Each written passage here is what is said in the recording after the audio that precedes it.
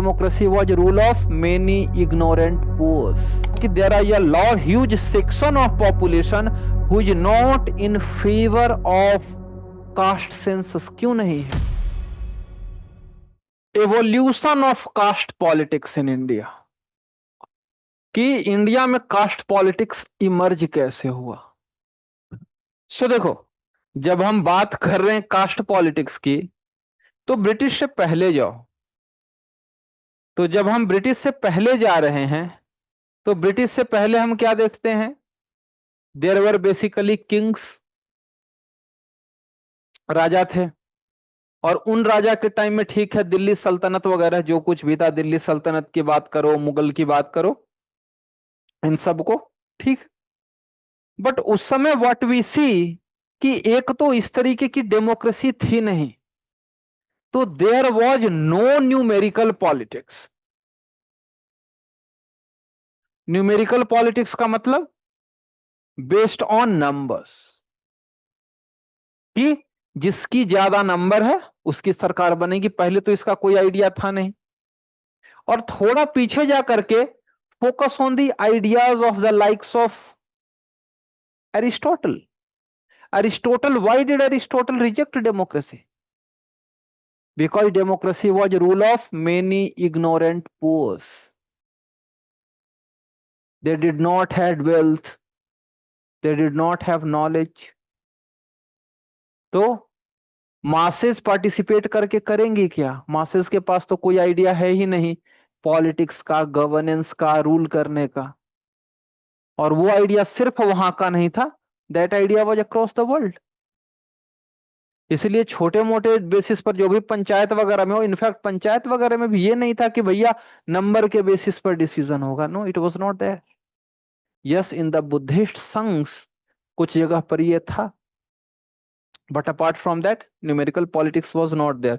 लेकिन जो उस समय का जो किंग वाला पॉलिटिक्स था, किंग कहो, सुल्तान कहो, बादशाह कहो, it were mainly the upper caste. Upper caste में भी it was the Brahmins and it was the Kshatriyas. Mainly यही दो ग्रुप थे who were involved not in politics, rather in the process of governance. क्योंकि politics का scope ही नहीं था ना, उस तरीके की पॉलिटिक्स थी नहीं। सो these two castes they were mainly involved in the governance। और इंडिया के लिए ये numerical politics actually did not exist, तो हमें उसे ट्रेस करने की जरूरत है ही नहीं। ठीक है, ये जो न्यूमेरिकल पॉलिटिक्स और कास्ट बेस्ड पॉलिटिक्स है, ये इमर्ज होता है since British. Okay,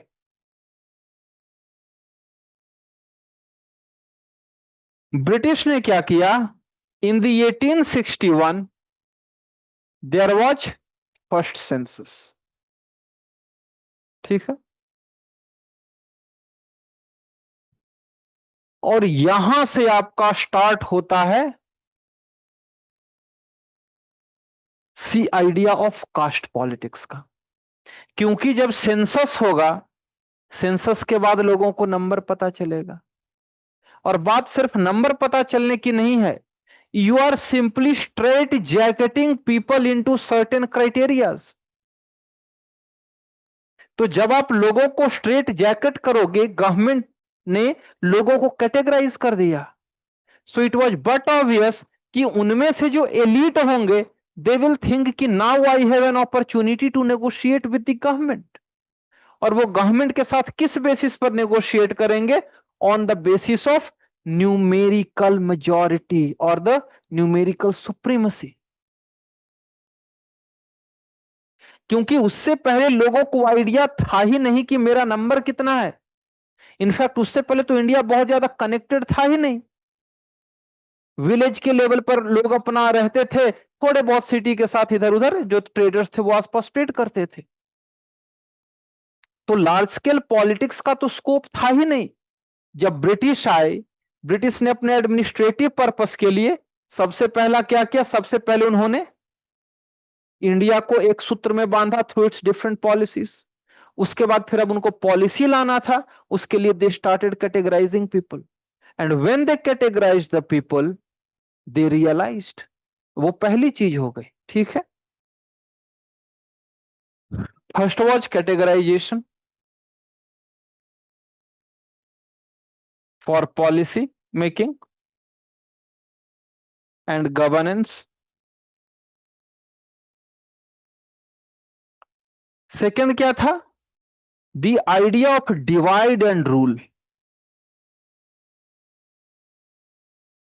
okay, divide and rule किस तरीके से हुआ कि यू नो कि 1857 में there was this big revolt. तो उस रिवॉल्ट के बाद अगर आप सिर्फ आर्मी के लेवल पर देखो तो the castes were divided into martial and non martial castes. जो नॉन मार्शल कास्ट थे वो फौज के लायक नहीं थे, जो मार्शल कास्ट थे वही सिर्फ फौज के लायक थे। और मार्शल उन्होंने किसे डिक्लेयर किया? जिन्होंने रिवॉल्ट में ब्रिटिश का साथ दिया दे बिकेम मार्शल, और जिन्होंने ब्रिटिश का साथ नहीं दिया who went for the revolt they were declared non martial races. तो ब्रिटिश को दिखा कि अगर all these Indians they remain united naturally, फिर से कभी भी अगला रिवॉल्ट होगा we might lose. So go for divide and rule, segregate them. कैसे सेग्रीगेट करो? तो हमने थोड़ा बहुत पहले देखा था on the basis of religion. उसमें आपका सर सैयद अहमद खान का रोल हो जाए, नवाब सलीमुल्लाह ऑफ ढाका का रोल हो जाए,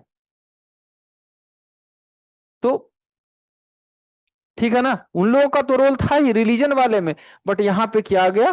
कास्ट का रोल, कि on the basis of caste let us divide them, different different caste है, किसका कितना नंबर है, किसका कितना नंबर नहीं है। अब तीसरा क्या हो गया? फॉर सीकिंग गवर्नमेंट बेनिफिट्स या बेनिफिट्स फ्रॉम द गवर्नमेंट, ये उसके लिए चले गए।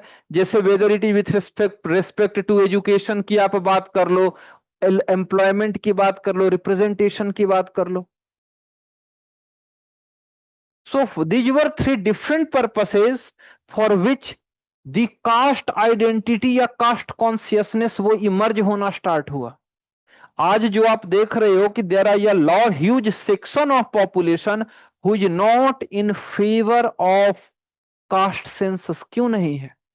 एंड वाई आफ्टर इंडिपेंडेंस 1931 के बाद इंडिया में कभी कास्ट सेंसस नहीं हुआ? क्योंकि डर वही है कि अगर फिर से कास्ट सेंसस होगा तो फिर से वही कास्ट बेस्ड जो आइडेंटिटी है, अवेयरनेस है, वो फिर से इमर्ज होगा, और परहैप्स जो कास्ट के अंदर के जो डिविजन्स है ना वो और ज्यादा डीपन हो जाएंगे। ठीक है। So this was the British time का पहला एफर्ट, और इससे बड़ा एफर्ट आया था जो आपका 1901 का सेंसस था। ठीक है ना। 1901 सेंसस में देयर वॉज हर्बर्ट राइजली। इसमें इस सेंसस में क्या हुआ ना, they went for ranking of castes,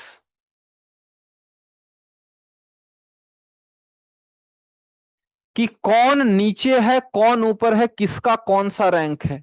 you know pan India तो हमें आज तक नहीं पता, and that is why caste have been divided. Same caste कहीं ओबीसी है, कहीं जनरल है, कहीं एससी है, कहीं ओबीसी है।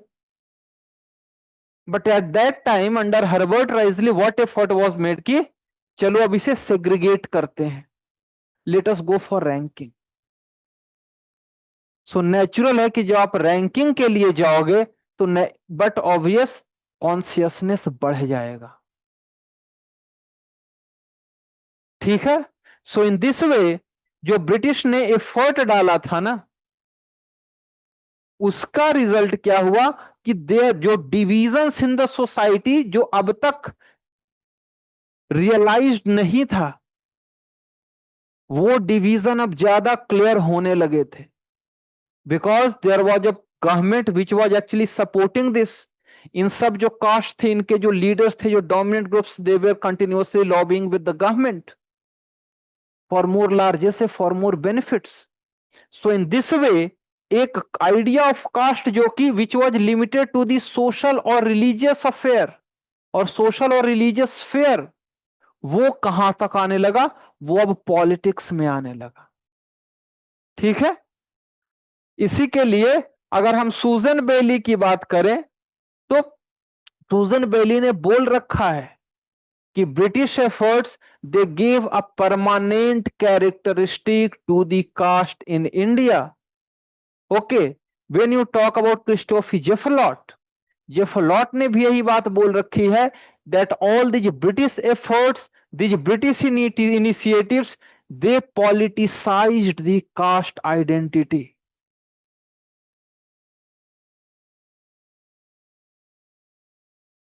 कि ब्रिटिश पॉलिटिसाइज्ड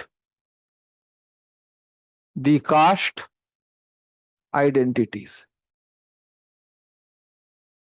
सो बेसिकली आपने क्या किया, आपने वो जो डिवीजन है सच नहीं था, क्योंकि आप देखो एक functional interconnectedness was there, but अब जो हुआ कौन ऊपर है कौन नीचे है, जो नीचे है उसे कंटिन्यूअस एक सेंस देना। सो इन दिस वे ये जो मामला which was at the subconscious level, which was mainly related to ritual and religious affairs, now permeated into the political sphere। ठीक है, तो सबसे पहला काम यहां पे ब्रिटिश ने किया। अब ब्रिटिश के बाद क्या हुआ, ब्रिटिश के बाद when you look at the leaders like you have got Jyotiba Phule, when you look at Naicker या फिर Periyar, when you look at Ambedkar,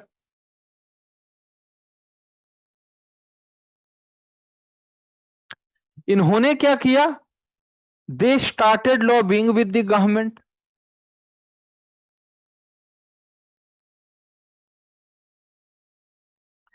ज्यादा बेनिफिट के लिए, चाहे आप जॉब्स फेयर में रिजर्वेशन की बात करो, एजुकेशन में रिजर्वेशन की बात करो, पार्लियामेंट या फिर लेजिस्लेटिव बॉडीज में रिजर्वेशन की बात करो, क्योंकि they said that we are so much backward, we want greater representation.